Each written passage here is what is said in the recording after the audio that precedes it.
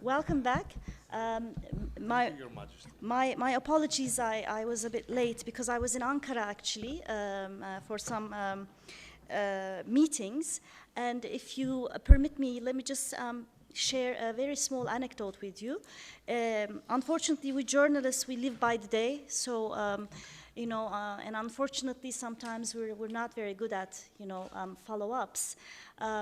But when there was this change of presidency in Cyprus, I've called some of my friends in the Turkish part, and I was asking, listen, I'm doing interviews for my newspapers, and I have already interviewed the ones I know as, Cyprus experts. I have already interviewed Sylvia, etc. So I'm looking for new names, etc.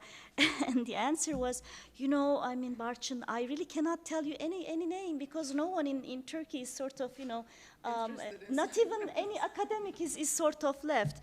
Anyway, so I didn't give up. I called a journalist friend of mine in Ankara, and I said, listen, I'm coming to Ankara and I'd like to perhaps find someone, doing research on Cyprus. And so, we were, brainstorming together, who is in Middle East Technical University. And I said, who is in Bilkent International Relations? And the answer was, there, it's occupied by the Greek academics. So my understanding is that before I was here, somebody, I think you have mentioned that the one of the result of the rapprochement was the presence of Greek scholars in Turkey. I personally am extremely happy about that. Therefore, following this anecdote, let's kick off the conversation by the comments that were presented by especially Professor Mustafa Aydin and Soli Özel, which they sort of give me a small summary. If you would like to answer them or make a point, let's have your initial follow-up remarks and then open the floor for discussion. And I would also have some questions because I have taken a look at some of the findings. And let's kick off like that, okay? All right, Dimitri? Thanks, Barçın. Well, it's been very interesting to listen to my colleagues, not just my Turkish colleagues and Slovak colleague and Greek colleague as well, regarding their perceptions of Greek-Turkish relations and especially the link to the EU. There are two or three things that have come to mind as I was listening to them. And maybe we need to, one of the things, many that we do, but maybe we should sit down as scholars and look at the whole concept of rapprochement and how it applies. I take Ambassador Volkan's point that it's not rapprochement. We call it rapprochement because we feel it's that process, but how does it apply to both cases and what we need to do? And adding on to this is something that Mustafa Aydin mentioned, which is the fact that it's true. Our governments do nothing to support this. There might be bilaterally between TÜBİTAK and the Greek counterpart of TÜBİTAK scholarships, but these are bilateral, they exist anyway, but nothing to support it. The same way if one looks at rapprochement and the Franco-German case, which keeps being generation after generation, you build upon it. So maybe this is even a paper, an interesting paper, or policy and academic in that sense, with ideas as to how to, whether what we are doing is actually rapprochement, where it is and how we could sustain it even more. The other point which is interesting had to do with Mustafa Aydin when he mentioned about the perceived lack of diversity, but it's not perceived, it's real, lack of diversity among Greek elites, especially Greek academics and others, elites. When it comes to Turkey, the fact that it's the readiness to adopt positions that are the official positions, as opposed to Turkish elite. Obviously, this perception applies from the Greek side as well, right? It is true, though, my 5 years or so that I've been here, that one can hear different perspectives as well. It depends on the context. It depends on the context, and I think It has a lot to do with whether one speaks publicly or not and in what context. But it is interesting. And I was telling Mustafa earlier, maybe that's how I feel like an outlier at times in my own country, or maybe some of us do feel here, the Greeks here, when we want to raise certain issues that we're not sure that they would be accepted, because and I think the feeling of falling back into what official positions are, well, has to do maybe with a certain sense of inferiority complex. We're still dealing with a much bigger neighbor. The threat perception is out there. It's still prevailing, right, in terms of what is the biggest issue when it comes to Greek foreign policy and so on. And this has an impact on the elites and society at large. But I think it's a fascinating point. Now, we presented results, and that's what I presented. We can interpret them in many ways. And I think what has come out in the discussion, it's, you know, we are somewhere on a ship, neither good nor bad, sometimes stormy waters, sometimes calm waters. But the real danger that this is not ultimately, and I think Kostas was challenged on this about the idea of institutionalization of the relationship, that it's not necessarily institutionalized, or whether the fact that we've had 59 rounds of proximity talks, whether that's institutionalization enough, just because we've been through a period of 16 years or so of relative peace, which is an exception to the rule in Greek-Turkish relations. Is that enough to sustain it? On the other hand, I always, I'm reminded of a story. I always tell this story. It has to do with my second time that I came to Turkey. First time I came in 2002. Second time I was in Paris at the time. I came in 2003. And I was invited by, Ron Asmus for a meeting, GMF meeting here. And I was working at the EU Institute for Security Studies in Paris. And I was invited to come together with a Spanish colleague of mine, Martin. And before we leave Paris to come here, Martin comes to my office and he goes, Dimitri, you are the expert. Do we need a visa to come to Turkey? And I go, Martin, I don't need one, but you check, I think you might need one. If you don't need one, I don't need one. He could not conceive the fact that the Greek might not need a visa and the Spaniard might need it. I said, Martin, I told you, whatever. We land, we go to passport control. I let Martin go first. Martin is told, go get your visa. Shock for Martin. I said, I'll wait for you, first shock. So we go through passport control. If I remember, the setup was still a bit different. It was at Atatürk Airport, but the setup was a bit different. And as we passed passport control, there's a pole and there's a banner and a Greek and a Turkish flag together. At the time, Greece and Turkey were bidding for the European Championship together. Martin was shocked, second shock. And he turns to me, says, you guys, you Greeks, Turks, have been joking with us all these years. That was his gut reaction, right? My academic colleague, what is going on? And of course, the perception is that, that we never talked. Of course, we have been talking at certain levels of society. But after listening to this round, and every time we talk about Greek-Turkish relations, makes you wonder whether talk is enough. And this, I think, is the crux of what's coming out here. Just like the fact that what's becoming unraveled is policy. And I mentioned it before. My Turkish colleagues said you should not base Greek-Turkish relations on the European perspective. But that has been Athens' policy for a while, right? 99, 2003, all these important dates are predicated upon a sea change in Greek perceptions about Turkey, and the European perspective plays a key role. And it's about acquiring norms and values, which are the same, and same rules of the game, and these might have a positive impact on Greek-Turkish relations. And I think we've come to a point right now where this might be unraveling. That's why I talked about glue or anchor or whatever. And I think this is the key issue, because it's unraveling in Greeks proper, and that's still out there. This is a big concern. This is a big concern. And it's just something to keep in mind. The last thing is, yes, we need to do more than just talk. I mean, again, Mustafa Aydin said, some of us in this room, members of the Greek-Turkish Forum, and even that which we keep talking without really doing much, but we keep talking, even that which was financed silently by the foreign ministries of both countries, and has been for the last 15 years or so, even that financing has stopped. And no new mechanism has emerged from either side to say, let's keep some sort of dialogue going with others. So what can we do? And I think the focus is, I mean, this is where Sylvia, she talked about education, school books, yes, long-term process. It's being tried, and not just in the Greek-Turkish context, the Cypriot context, the Balkan context.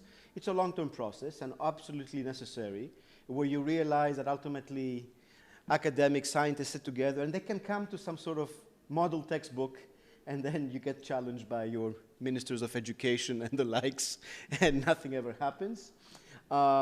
Even the fact that you actually sat down and came up with a common history that's acceptable is significant enough. But the next step might actually be to focus on the younger generations through our means. And I think this is something that we are talking here a lot at Kadir Has about how to continue this. And this is, you know, through maybe this pessimism or realism, this is what we can do to keep a process which is not in the spotlight. We heard what you were saying before, Barchin, we heard in the morning too. It's not important. Nobody seems to care in our respective countries. Imagine the rest of the world, right? Our relations. And therefore, if we do care, what can we do? And this is what we've been talking about, and I think this is something that we'll be working on to try to jumpstart the process, or not jumpstart it. What is happening, make sure younger generations understand that it takes work to keep the dialogue open. It takes work to be able to come without a visa anytime you want from Greece here, and it takes work for the fact that Turks can go to the islands without a visa, or it's relatively easy for them to get a visa to go to Greece. That takes work. It should not be taken for granted. And so how do you build upon that so that at some future stage there might be a small breakthrough at least?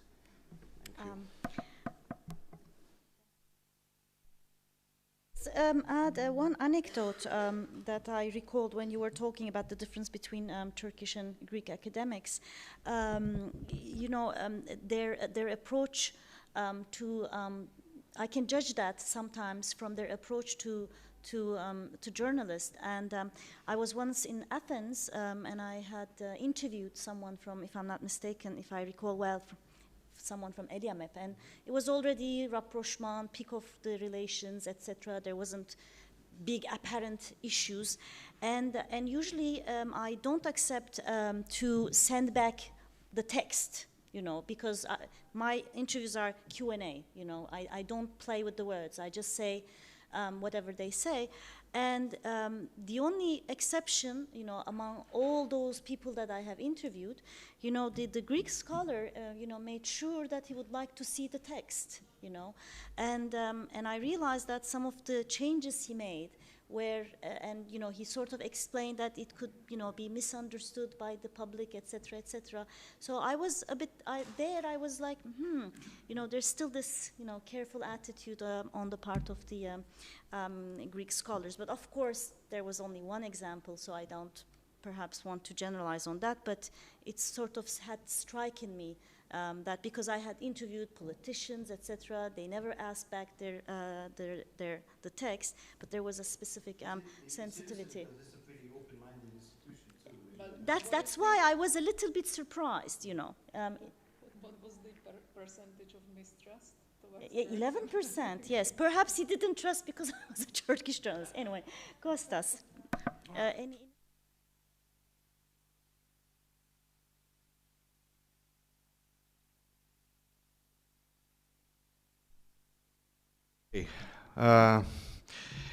Actually, no. I mean, I feel the urge to clarify a couple of things that I have said, like the issue about institutionalization. Of course, it's an academic term, and it has a special meaning. It doesn't mean that we've got institutions, that structures, but it means also a process. And I think what we have been doing since the early 2000s, is exactly that. And I insist, you know, you've got ministers come and go, and not in the headlines, it's not news anymore. Okay, Prime Minister would come to Turkey, it gets the headline for a day. Like now, the foreign minister is coming, and it's not a big deal anymore. I think this, if we look at, you know, the academic literature, this is some sort of institutionalization of a bilateral relationship, or at least it's a solid process. Now, 16 years, it's an exception to the rule. Okay, yes, it is an exception to the rule, but it is a major exception.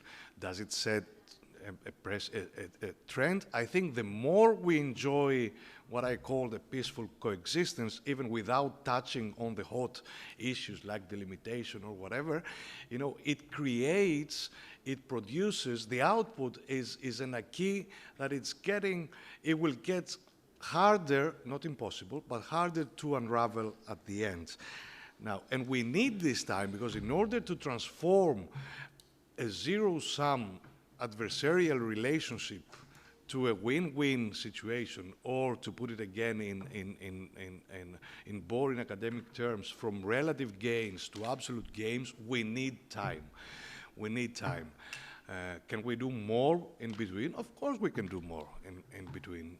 But if you look at what is going on between Greece and Turkey in the last 16 years, then you realize that what is left to be done is to engage the issues directly. Are we ready to do that? I don't think we are ready to do that, and we are not ready to do that because of the dire financial situation in Greece, that nobody has the confidence to come up with a roadmap, a concrete roadmap towards tackling the major issues, and because of what is also perceived in Greece as the growing or the widening of the asymmetrical power relationship between the two. I mean, my reading of history is that you get breakthroughs either when one country is defeated, like Germany, semi-independent for many years, and that gives you the time. And also, Germans, they had their own guilds to deal with, so it was easier. But it took time, and it took also 1 million American troops stationed in Germany. We don't have that between Greece and Turkey. We don't have the structure, the equivalent structural factor that was the European integration in the case of Franco-German reconciliation. We don't have that structure, so we have to be we have to deal with what we have, and I would not underestimate. Now imagine, most of you might know that Mustafa Aydin and I co-edited a book a few years back, 2004, actually, on Greek-Turkish relations, that was published in Britain, and it was the first time that such a project took place. And it's still a classic. It's very relevant. You read it and you know what is going on after 10 years. But the atmosphere, it is very different. So because I'm a political realist, I should be more pessimistic, but I'm not. The more the Aegean waters remain calm, the more we can work it out at the end. Thank you very much. Before opening the floor for discussion, would you mind if I sort of perhaps add a few points from my perspective as a journalist, and perhaps a little bit challenge those who've been, perhaps a bit pessimist, and maybe you can challenge my then probably optimism. But correct me if I'm wrong. But what Turkey had said before the rapprochement, or whatever we call reconciliation, had started was this: okay, we have serious problems, but let's not have these serious problems, prevent our human-to-human, people-to-people, society-to-society relations. Whereas the Greek side used to say, wait a minute, I can't talk economy or culture to you, as if and ignore the fact that you are threatening me in the Aegean. But following the Öcalan case and the earthquake, etc., this I would say this Greek attitude has changed, and therefore what really needs in order to substantiate relations between the two countries have started, people-to-people relations. And I think one of the areas where we see this tremendously a lot, and that's why I'm saying maybe you would find me a bit too optimistic on that, it's tourism. Again, I have to share my anecdotes. The first time there was an election where the tourism minister, Kefalogiannis, she became the tourism minister, and I was going to Athens for a conference, and I asked to have an interview with her, and I have to admit that my link was very good, but she accepted it. And when I started the interview, she said, first of all,